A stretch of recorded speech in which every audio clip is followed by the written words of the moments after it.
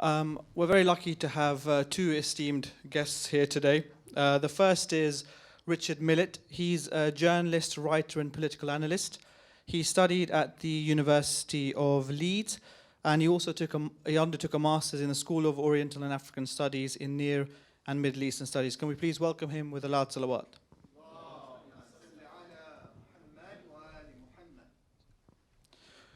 I'm sure most of you know our next guest. It's Miqdaad Versi. He is the Assistant Secretary General of the Muslim Council of Britain and a board member of the human rights organisation Rights Watch UK. He is a graduate from Oxford University and has written for several publications, including The Guardian and The Independent. Can we invite him with a loud salawat?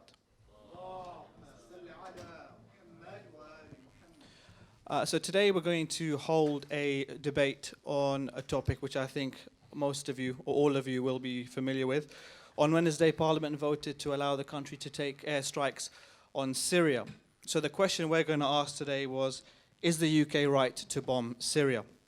So the way the format of this debate will be, we'll start off with Mr. Millett on our right. He'll speak for 3 minutes supporting the motion saying the UK were right to bomb Syria. Then we'll have Miqdaad against the motion saying the UK were wrong to bomb Syria. Then I'll give them each 1 minute for a rebuttal. Then I'll open it up to the audience. So without further ado, I'd like to invite Mr. Millett to start the debate. Thank you. Okay, thanks. Thank you very much for asking me tonight.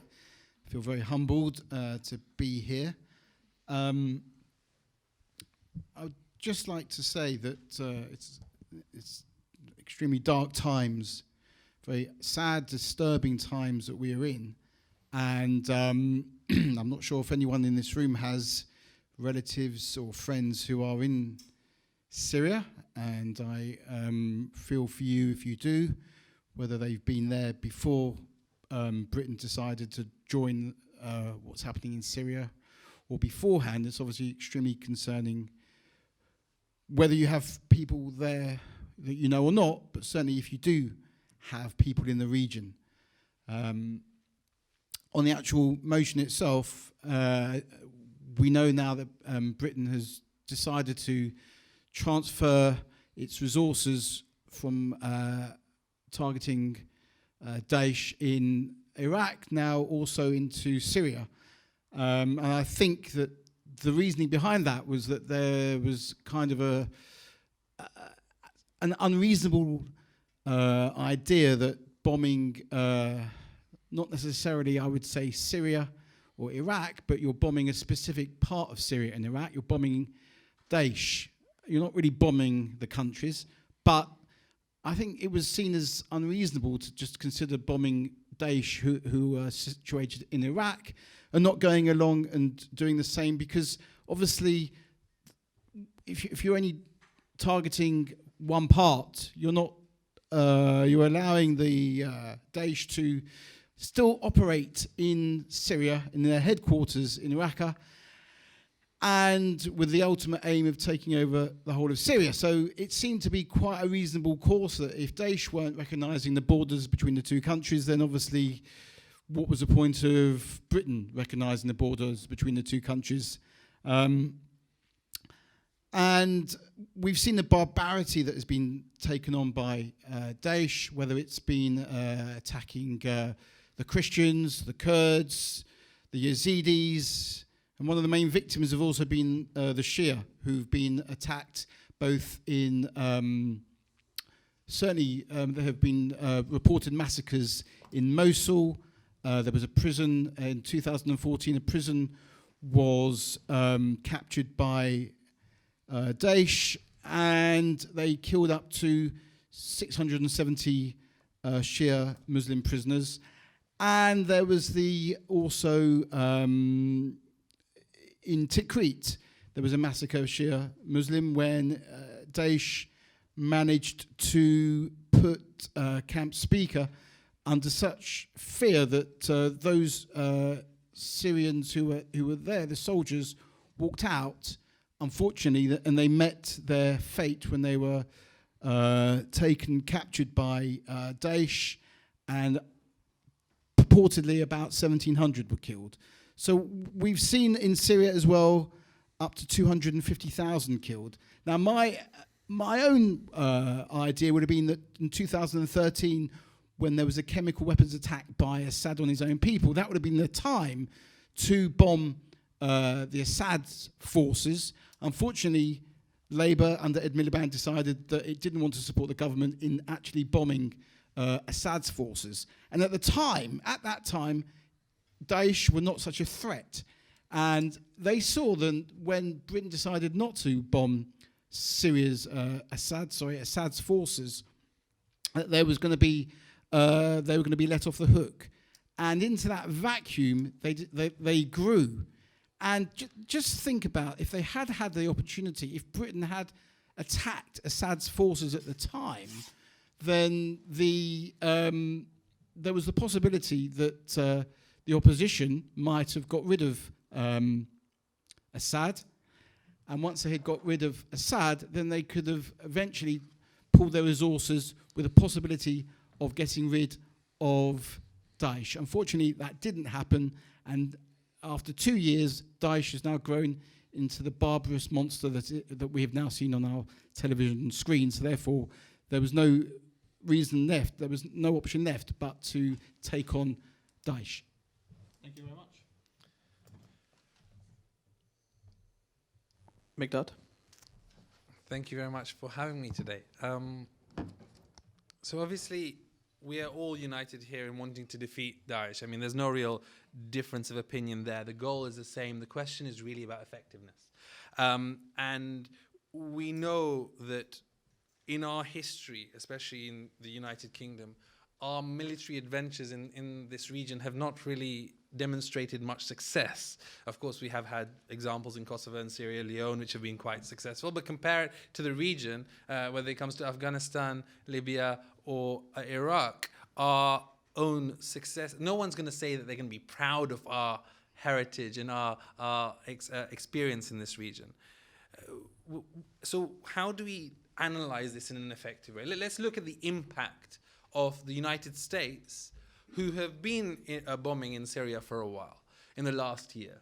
So in the last year that the United States has been there and it's been trying to defeat Daesh, the number of people who have joined Daesh has exceeded by a long shot the number of people who have been killed by Daesh. In other words, Daesh has grown in the period the United States has tried to get rid of them. So it's not really that unusual to try and understand that maybe, like the Prime Minister himself said when Russia started bombing in the region, it is very possible and very reasonable to suggest that bombing in this area may result in it acting as a recruiting sergeant for further terrorists to join Daesh.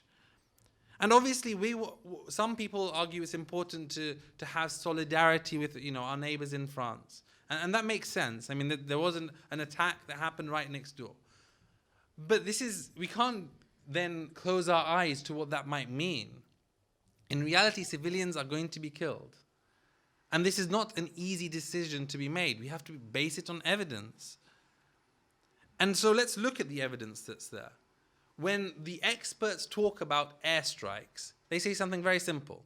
They say airstrikes by themselves don't really make a material difference. They make a difference, but they don't solve the problem. You need to have ground troops to support it. So let's see, what did the people on the ground, what do the experts say about ground troops? Our Prime Minister says there's 70,000 troops out there who are willing to help. If there were 70,000 troops who are united in any real way, who weren't a ragtag army, they'd have defeated Assad by now. But we don't have 70,000 people who can really support the airstrikes to get rid of Daesh.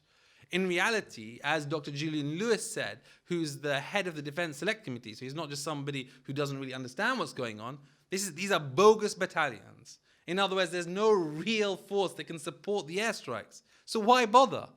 Adding to that, who are the other experts that we have in our country who have looked at this? The Foreign Affairs Select Committee. Other than the fact the majority of them voted against action, some may argue that was because a couple of people weren't there, but they voted against it nonetheless. What the evidence that went to this Foreign Affairs Select Committee said something quite simple. It said, if we decide to go through military action, we will not have as much emphasis on the diplomacy required to stop the civil war in Syria. We won't put the emphasis on there.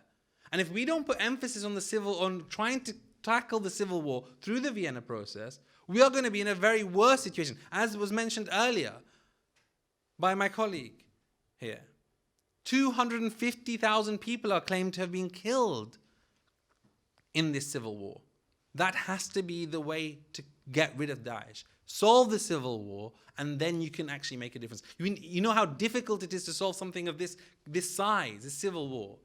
I mean, when you had the Iran nuclear crisis, you had to have John Kerry there with Jawad Zarif, person to person, for hours and hours, days on days, without any escape between the two, again and again.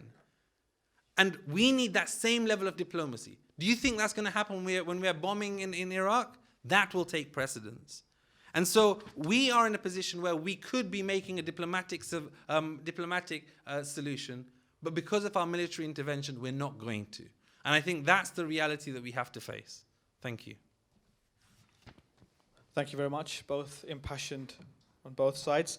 So now we're going to have a 2-minute rebuttal from each side as well, and we'll begin with Mr. Millett. Well, we are both basically going towards the same. We're in agreement what we want, but it's really a case of how to get there. And you've got to decide how you think is the best way of attacking or getting rid of Daesh. And there have been mistakes in the past, but the way you look at the mistakes, it depends what you think is a mistake. Iraq, the invasion of Iraq, Libya, are all presumed to be mistakes. But you could look at it the other way around and you could say, well, maybe the mistake was made at the end, not actually getting into Iraq. The way we got out of Iraq, we got out possibly too early, because you've got to remember, under Saddam Hussein, the Kurds were massacred, the Shia were massacred, everyone was oppressed if you weren't part of the Saddam, if you weren't supporting Saddam. Now, the Shia of Iraq are in charge and they're in the government, and the way that maybe they've gone about supporting their own population has been wrong.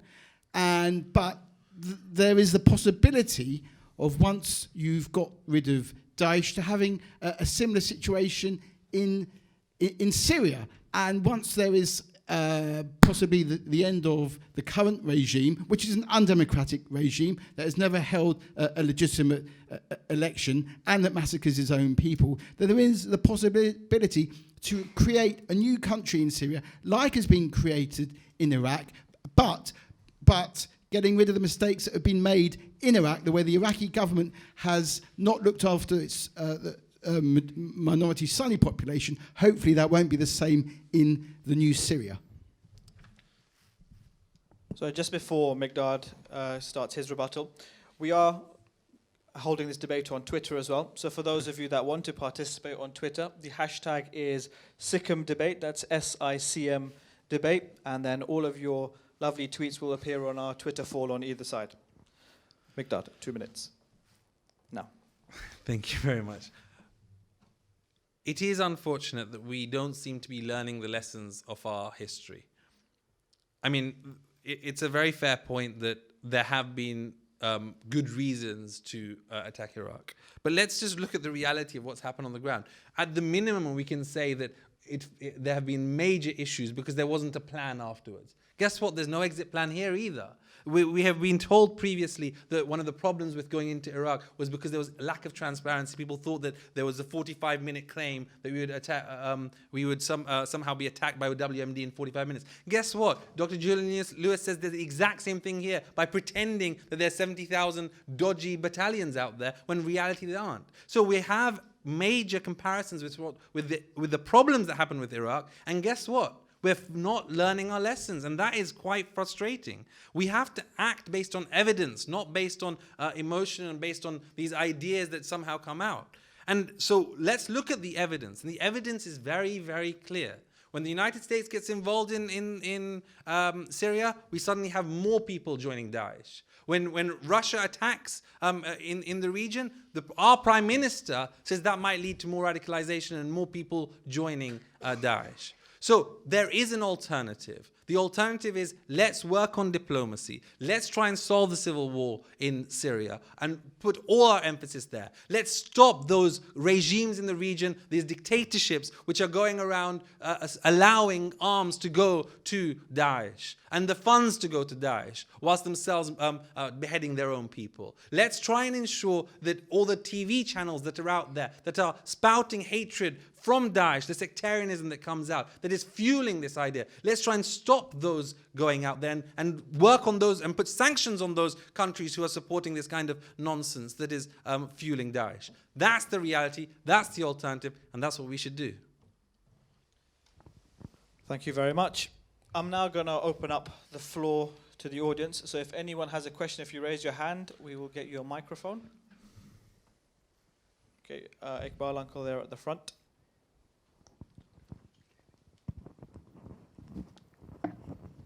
And thank you for your, there are 2 or 3 points which we need to take on board. We say that we have 17 members of the coalition trying to bring democracy to Syria. Can you please tell me how many of these 17 are democracies themselves? And if you are despots, and you want to bring democracy somewhere else, this is a ridiculous kind of coalition we have, number one. Then, out of that, we had all this fanfare that Saudis and this are joining. Now, I do not hear of any Saudi plane doing anything there, because they've just gone. It seems to me that Mr. Cameron has been persuaded by President Obama. They said, look, these idiots are not contributing. Can you please put 2 or 3 planes on the floor? That's what we need. And Mr. Cameron said, yeah, of course we can do that. And this is a ridiculous way of going about it and inventing a 75,000 army and whatever. So I think, and you may have seen last week, there was a book published in South Africa about the Iraq war. President Mbeki says that I phoned Mr. Blair and Mr. Bush and told them that South Africa has been working closely with Iraq. There is no weapons of mass destruction, and we can give you the evidence and everything. Both of them seemed not to hear, as Mr. Cameron didn't hear anything. And then Mr. Mandela picked up the phone to Mr. Bush and told him. And I was shocked to read Mandela's statement that I found Mr. Bush's intellectual capacity to be juvenile. He just couldn't comprehend the thing or didn't want to comprehend. For Mandela to say, Mandela's never said a bad word about anything. You can read the book. So it means that when you have made up your mind about something, you invent facts. And our Joint Intelligence Committee is always ready to give you whatever you want. Even they could have told you that these few guys coming back from there could blow you up with nuclear bombs, and you would say, yeah, this is a threat, and we can do. So I think foreign policy cannot be made like that. The solution in Syria cannot be without Assad at this point in time. Until we recognize that, we will only be recruiting agents for Daesh, whether willingly or unwillingly. Just like the Taliban, we created them to confront the Soviets, and then they turned against us, and we've been fighting them. And then we've been transporting them to Libya and Bosnia and God knows where, and now into Syria as well. So we cannot do this foreign policy by ridiculous thugs as our proxies and then brand them as terrorists and friends as we like them. President Reagan himself invited the Taliban on the White House lawn and said, these are the equivalent of the founding fathers. Can you imagine? And when you look at that, you see, of course, this is created by them. So I think we cannot fool the world all the time with contributing 2 planes. We are told that immediately after the vote, we had the planes going, not the sophisticated missiles which we said we have, but dropping the old missiles. And according to the papers, we have managed to destroy the whole infrastructure in Raqqa, or oil infrastructure. What kind of ridiculous claim? 2 years, the Americans have been bombing day in, day out, and they couldn't get there. And in 1 hour, we could do that? What kind of power we have? Very interesting points there. I'm going to pass it over to Richard to come back to that. Well, we've got to do something. It's not just the military aspect of it. I think it's been acknowledged in the vote the other night. There are going to be all the other aspects that Mr. Versi mentioned are actually going to take place at the same time. It's just not going to be military. It's going to be military trying to attack Daesh, military trying to blow up the oil that Daesh is using to fund its activities. There's going to be still support for the refugees. There's going to be negotiations. The Vienna process is going to continue. So there's going to be much going on at the same time. Maybe the problem with what they have learnt finally from what happened in Iraq and in Libya is that there's going to be much more going on at the same time. It's just not going to be military. And to say that we haven't learnt the lessons, I think if you look at the motion the other night, in which they've just touched on all of those aspects, I think they have learnt the lesson. I think they are fed up with realising that people recognise that there was just going to be the military aspect of it. So now this resolution is going to be, it's been it's been passed, and it's much wider. And I think you can be confident that that hopefully lessons have been learned. Now, you've got to understand, it could be a wrong decision, but it could also be a wrong decision doing nothing. So you've got to make sure which is the least worst decision. And we've seen a massive vote in favour of the least worst decision being taken, which is not just military this time. I think that we have to be very careful about saying that no military action is the same as no action. We're not saying that. No military action means a whole lot of other things. And the idea that we have right now that, okay, we've been doing nothing till now suddenly we should bomb and do all these other things. No, let's create the right process. Let's do all of these other things first. Why have we not for the last 2-3 years stopped Saudi Arabia and Turkey and Qatar and other countries in the region who have been accused of funding these militants? Why are we not helping Turkey on its border for the to ensure that people don't cross and funds don't go across and people and arms don't go across? What's been happening right now? And it's really concerning that we are still in a situation where we think that military is the first solution rather than it being the last solution. That's not the way that we have ever worked in that anyone should work. And right now, we haven't learned the lessons. It's clear, in my opinion.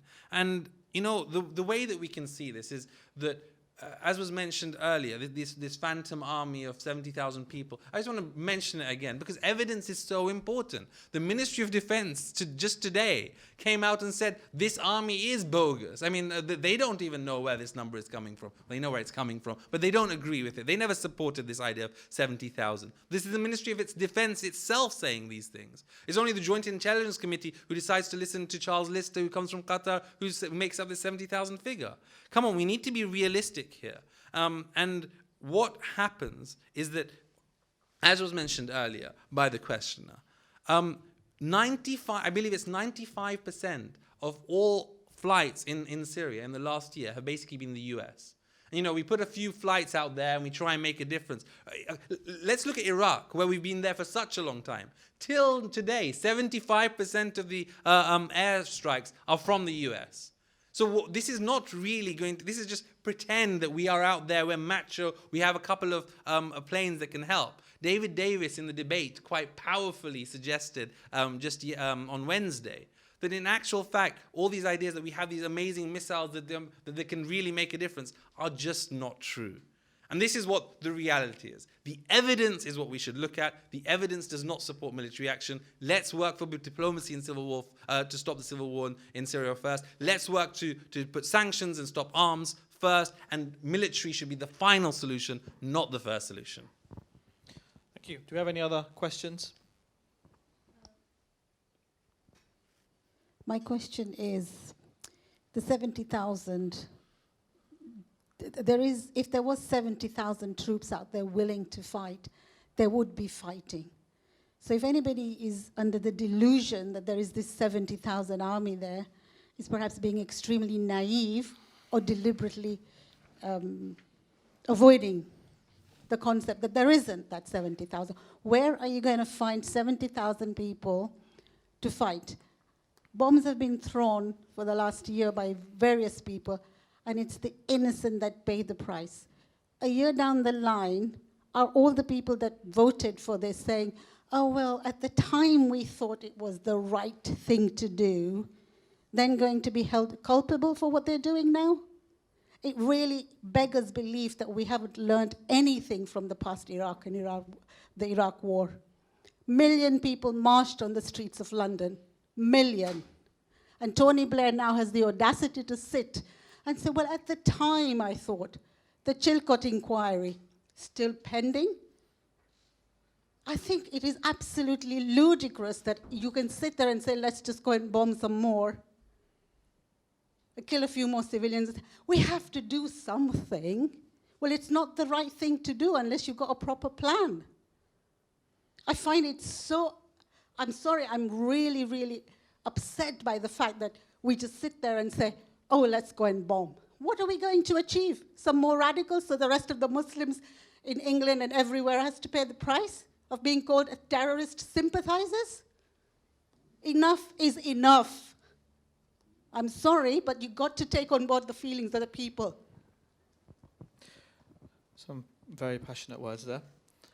So where are these 70,000 troops coming from, I think, is one of the main points that she was making. And are the UK just not learning from their mistakes? Richard? Well, yeah. Well, the 70,000 is possibly there. They're being barrel bombed. That's what's happening to them. They're being barrel bombed by Assad, and they're fighting on two fronts. This is the problem. They're fighting Daesh. So do you want to come back? No, I'm just thinking if they're being barrel bombed by Daesh or whoever it is, or by Assad, we haven't got a clear strategy of how you're going to do anything. And to just throw a few bombs, we're going to alienate the few civilians left who are going to then say, oh, well, the West aren't helping us, so we'll become part of Daesh. And I think it is so naive. I mean, as a layperson, years ago when this Iraq war happened, I said they haven't thought about the issues. And even as a naive person with no political background could see it, and people in government couldn't see it. 1 million people marching, lots of people marching.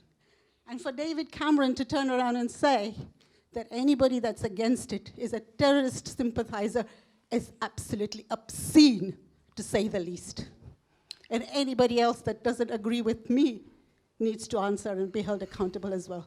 I am not a terrorist sympathizer for having an opinion that does not agree with Prime Minister David Cameron. I don't think Cameron meant anyone who. I think he meant what he said. Well, Absolutely meant it. Well, he did. It was a cheap shot. He did say that, but he didn't aim it at people who voted, who wanted. Doesn't matter. He was aiming it at Corbyn and his shadow chancellor, who have shown sympathies in the past with the IRA and others. Can we just finish the question? Can we finish the point But that's first? also another problem, yes, the relationship with Saudi Arabia.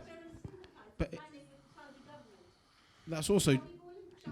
Can we let him finish the point first? Thank you. But that is also arguable, but that was aimed at Corbyn and his shadow chancellor, who have shown sympathies with terrorist groups. He wasn't aiming it at people who were voting against the group. I think that was taken as I think that's an honourable, as Cameron said, it's an honourable position if you voted, if you wanted to be against it. But I think that the 70,000 is there if Assad stops barrel bombing them. So then the 70,000 and possibly more can then come out and join the fight against Daesh, because at the moment they're fighting on two fronts, which is impossible.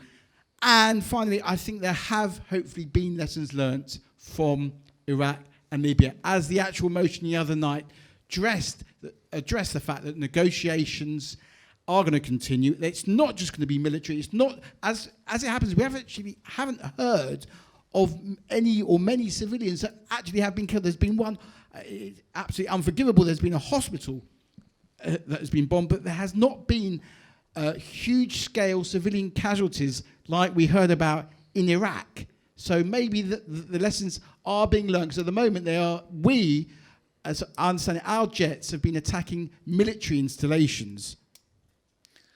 So do you think Oil installations. do you think David Cameron should have apologised for his remarks? No, because it was aimed at Corbyn and his shadow chancellor. I think we need to be very clear. I mean, the whole of the House of Commons can't be wrong here. Like every single person in the Labour Party, the SNP, the Lib Dems, everybody else, the Green Party, basically everyone seemed to interpret it in the exact same way. The whole of the media, the whole of the world seemed to interpret it in one way. Cameron can't have meant it in one way and then not apologise for doing so. So I think that's just really not an acceptable position to have. He needs to apologise without exception, and to the hypocrisy of someone standing up who bows down to the King Abdullah. King of Saudi Arabia, he bows down to him, and he works so closely with probably one of the biggest regimes in the world who are seen or accused of sponsoring terrorism, who actually ends up potentially changing laws in the UK because the UAE want to ban the Muslim Brotherhood, and therefore it seems to want to change laws here for these types of other groups across the UK, across this region, who are ending up funding terrorist groups or seen to be funding terrorist groups. I don't think that someone of that caliber, of that type of person, really can be calling other people terrorist sympathizers in that way. So now when it comes to this 70,000, this idea of them existing, but they're being stopped by barrel bombings by Assad, I mean, the experts seem to have a very different opinion, whether it's the Ministry of Defense, whether it is the Foreign Affairs Select Committee, whether it's Defense Select Committee, all of these people who actually have seen the experts on the ground, the experts don't think that's the case. Charles Lister happens to be in Qatar, and Qatar has a clear agenda in this place, so we have to be very careful about listening to what Charles Lister has to say on this. But when you talk to the experts, what they seem to say is that in reality, if you look at the split that Charles Lister gives of this 70,000, they say, oh, this is 5,000 people, this is 10,000 people, etc. Of this 5,000 people, when you talk to other people on the ground, they say, you know what, they talk to one person who's a shopkeeper who happens to have a gun at home. Yeah, that's part of that person, and his gang is 5,000 people. I mean, that's the reality of the evidence base that justifies the 70,000. It's not real, it's not acceptable, and we can't really base anything on that. And we have to look and change this. Look, we in the United Kingdom have actually been quite amazing when it comes to humanitarian side. We're the second largest donor to the region, given £600 million already, with £400 million coming. We should not. We should really understand that's a real contribution and positive contribution to the refugees in that situation. We shouldn't underestimate how important that is. But this idea that all these other things that we're going to be doing, we could have been doing for the last 3, 4, 5 years, are suddenly going to happen right now because it's part of this vote in Parliament. It's not going to happen. Our focus is on military. All the media's focus is on military, and that's exactly why we're going to do it. We're not doing this to make a real difference. We're doing this for symbolic reasons, and in reality, it's not going to make a positive difference. We could have made a positive difference on the humanitarian side, but we haven't. So base it on evidence, and then we can make a difference. Thank you. Mustafa. Good evening. I think in these very complicated scenarios, you need to, all of us, take a step back and then have a look at what always seems to be the core of these kinds of situations, which is to follow the money. So all of a sudden, Britain decides that it needs to do all of this bombing. All of a sudden, the Ministry of Defense has X few billion more available to spend for these operations. The Saudis and the Qataris and the Kuwaitis that have been fueling this sectarian hatred for quite a while now have passed quite peacefully under the radar up until what seems to be, this sea change that happened after Paris. There's no small coincidence that the realpolitik and the public opinion has all of a sudden swayed in this direction for this to happen. But then why is it happening? They know it's going to be ineffective for their plans to stop Daesh. So what we shouldn't be asking is, okay, what they've done is they've done it. They've bombed. The motion's passed. We have to now wonder, what is it that this is leading up to? I wonder if anyone has any thoughts. Richard? What it's leading up to? Well, I think that the overall idea is to degrade ISIS. I think it's accepted they are not going to destroy ISIS, and it's going to take a long time. So, as we've already said, and I think Mr. Versi even also accepted that there are going to be ongoing negotiations. It's going to be a slow, gradual degrading of Daesh.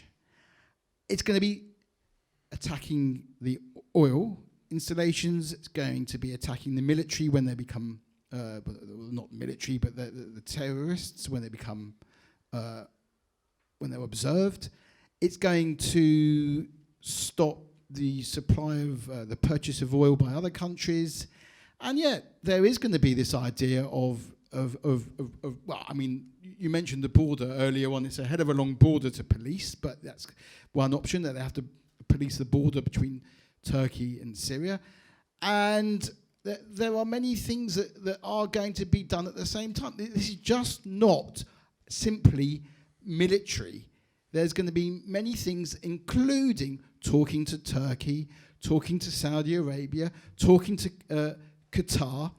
Even we've seen Iran has been brought into the process.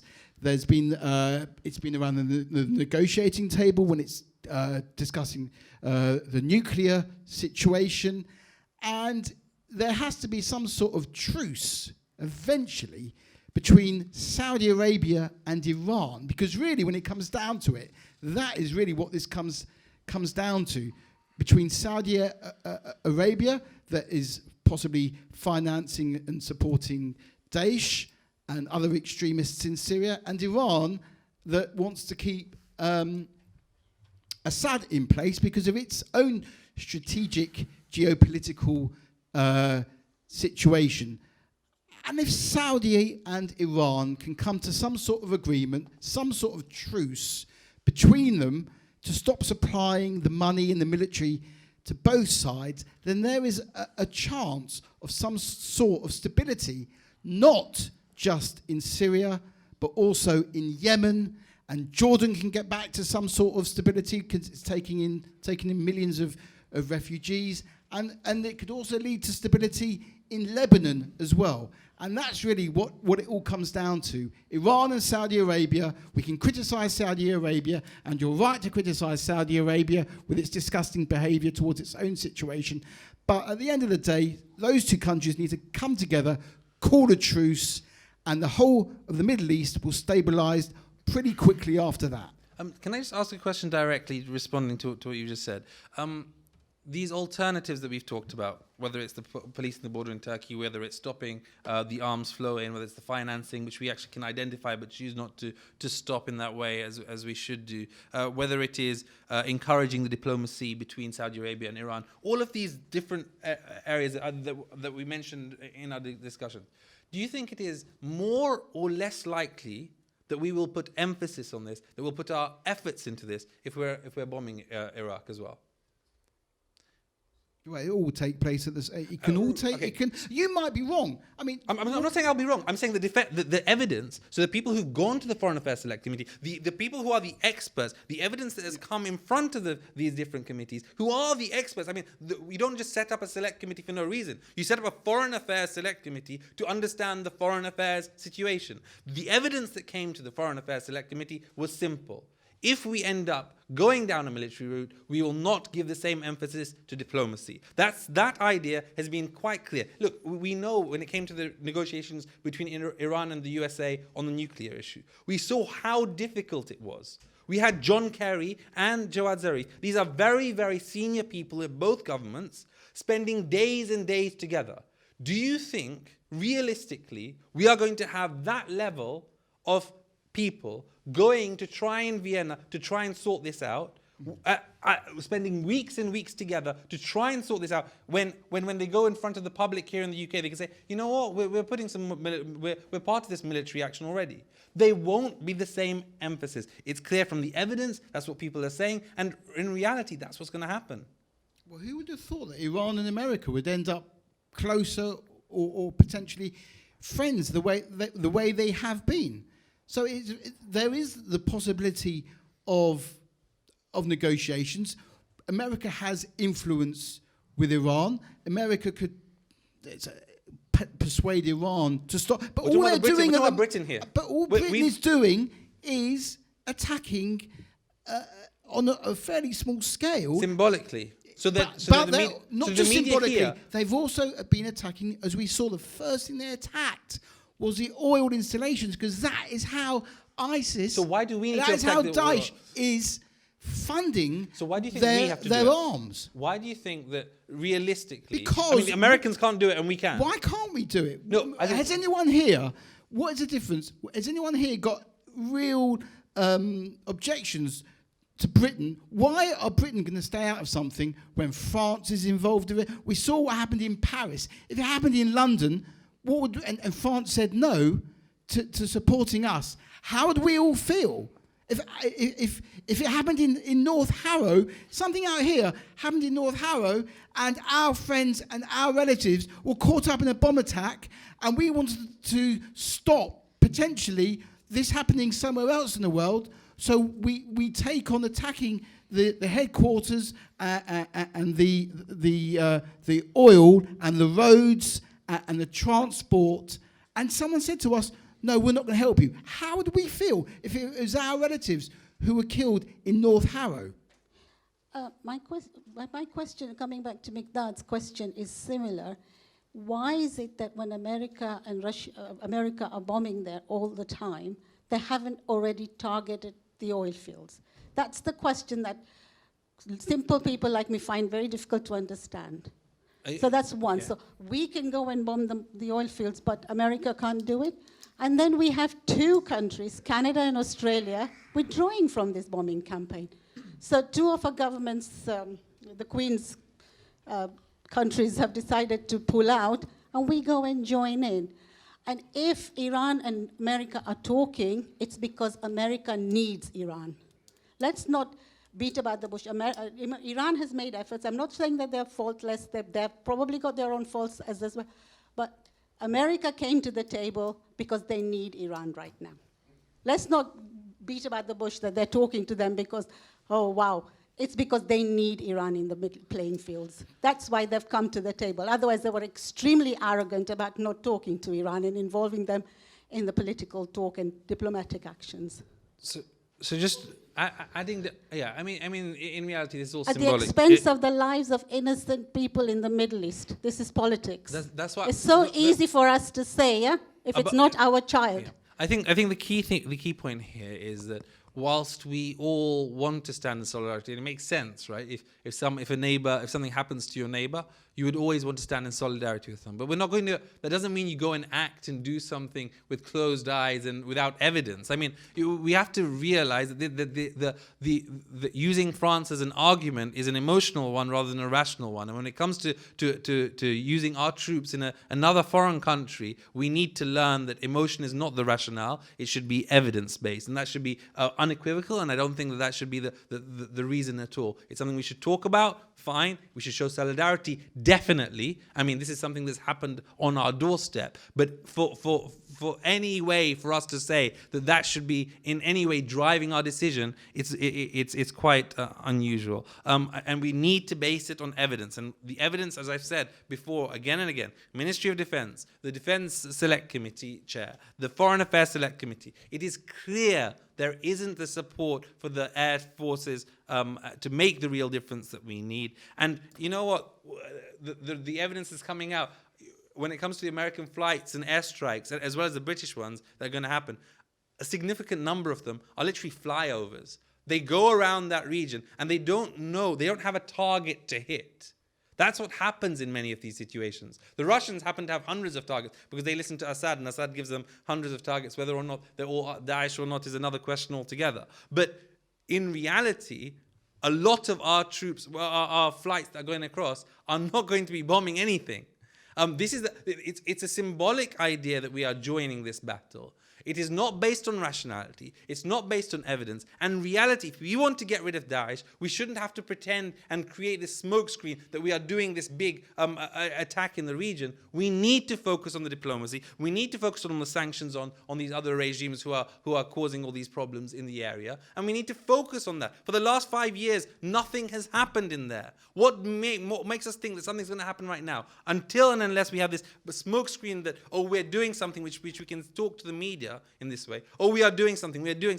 That's not the case. We should have said no to military action and yes to everything else. Action does not mean military action. And what if the 70,000 don't materialize? Will our young boys and girls then have to go in? No, there's not going to be any ground troops. I mean, that was one of the main parts of the motion was no ground troops. Assuming that this 70,000 doesn't materialize, and it is a possibility, let's not blinker ourselves. It is a possibility There is no 70. that 70,000, are we then going to send our boys and girls again? But we know there's a free Syrian army. We know that there has been opposition to Assad. So to say that that these people aren't going to be there, we know, we've seen them. Who do you think's fighting?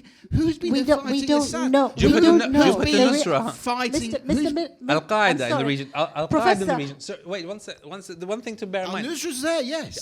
Jabhat al-Nusra. Basically, the But evidence. it's so splintered. But what are the experts saying has happened to the Free Syrian Army? What is everyone saying? They've basically. We gave them arms, and this is America. I mean, this is been a disaster. We gave arms to the Free Syrian Army, and what happened to those arms? They ended up in the hands of Daesh. Why do we know this has happened? We've got evidence. The Americans have said this has happened, and why has this happened? Because basically, either they've been in a situation where they haven't been trained, so they've run away, and therefore the arms have been left and other people have taken them. Or we've had a situation where people who have joined Free Syrian Army, they then saw no support coming from the West, so they joined Daesh because they thought that was the right thing for them to do. What does this mean in reality and in practice? There is no Free Syrian Army in place. There are very few troops who we can use who are not part of Jabhat al-Nusra, who are basically Al-Qaeda in Syria. What do? There is no evidence to suggest there is sufficient ground troops who are in any way moderate, if you want to use that term. The Kurds. Yes, we have the Kurds. We have one group who are out there. And guess But what? the Kurds are a brilliant group. I mean, look what they did. They took back, with their support, they took back Kobani. So you've got the Kurds. That's not 70,000. You've got the Kurds, and you've got potentially... And the they don't have Free any Syrian self-interest. Army. If you stop bombing, if you stop Assad, barrel bombing, if you take Assad out, tell him to stop bombing, if you bring Iran out of it, take Saudi out of it, and then let the possibility of everyone turning their arms on Daesh. Surely, once Britain and the coalition are managing to degrade Daesh's effectiveness, once they are weak enough, then the possibility of this possibly mythical 70,000, or it could be 30,000, then they could come back out again and feel confident, because at the moment they've got no alternative, because they're up against two monsters, and they're not going to sacrifice themselves if they think they're just going to go out there and commit suicide. So let's withdraw the funding, take out Saudi, take out Iran, get them to talk amongst each other, and then once Daesh is weak enough, then the ground troops, the Kurds and the Free Syrian Army can come out and fight Daesh.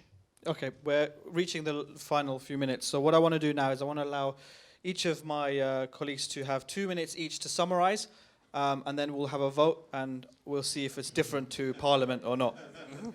So we'll start with Miqdaad, 2 minutes to summarize. Start now. Thank you very much. Look, we all have the same goal. We want to destroy this death cult that is called Daesh. It's very simple. But we can't go down this military route again. We need to learn our lessons from history. We need to base any action on evidence, not emotion. And the evidence is clear. The evidence is unequivocal. The evidence is being talked about again and again. Whether it's the Ministry of Defense, whether it's the Defense Select Committee chair, whether it's the Foreign Affairs Select Committee, the conclusion is the same. And that is that there is no mythical army that will support, that we need. So firstly, you need someone to support airstrikes to make a solution. And there is no one on the ground who can do so, who doesn't have a self-interest. The Kurds have a very clear self-interest. Everybody knows they want to create the Kurdish region, and that is fine, and that is their right, but it's something that we have to bear in mind. So we don't have a group of 70,000 or a reasonable number that can really make a difference. And what will happen when we go down the military route? It is simple, and the evidence has been mentioned again and again. We will not focus on diplomacy. How do we know this? Because for the last 5 years we haven't. What suddenly makes us think that something's going to change now? Why do you think that now we will suddenly turn the screws on Saudi Arabia and other countries in the region? Do we really think that's going to happen? Not really. Until and unless we have this smokescreen now in place that we are now doing something, there will be no pressure here in this country to do anything different. And thank you very much. Thank you. I would ask you to recall what you've seen on the television screens of what ISIS has been doing to our own citizens. They've been beheading our own citizens. They've been beheading the citizens of other countries. Think of those poor men on their knees before they're about to be beheaded or about to be shot. Think of their mothers. Think of their brothers and think of their sisters. And if you vote against the motion, those are the people you're leaving without any possibility of getting on with their lives, because they know that their son would have died or their daughter would have died, and we're sitting here not coming to their aid to try and stop what's happening to their children happening to other people's children. And just addressing what Mr. Versi said, the MPs saw the evidence. We don't see all the evidence. We don't hear about all the evidence. And those MPs saw evidence that we haven't seen. And there was a whopping majority of about 170 of our MPs who voted in favour. And finally, I would like to address this, and I was going to ask Mr. Versi, World War II, we saw what happened in 1939. Our Prime Minister at the time, Neville Chamberlain, almost stayed out of it because he wanted to give these negotiations a chance. But in the end, we went to war, even though it wasn't taking place on our own land, in our own country, on our own territory. But if we hadn't gone to fight the enemy the way we did in 1939, then the enemy would have ended up here, and our country would have been completely different to the way it is today. Are we going to leave the Syrians in their own country to the fate whilst we sit here and think by negotiating with an absolute bunch of monsters who don't want to negotiate with us, don't want to discuss anything with Mr. Versi? Do you really think that is what you want, to leave the Syrian people to this fate? Well, passionate words on both sides. Now we'll go for a vote. So, if you think the UK was right to bomb Syria, would you raise your hands? 1, 2, 3. Three. And if you think the UK was wrong to bomb Syria, can you raise your hands? I think the rest. Thank you very much. So I think 20 roughly. I think it was a difficult one for you to start with. Thank you very much to both Miqdaad and Richard for coming down today. It's been a fantastic debate, and thank you all for joining us today. Salawat.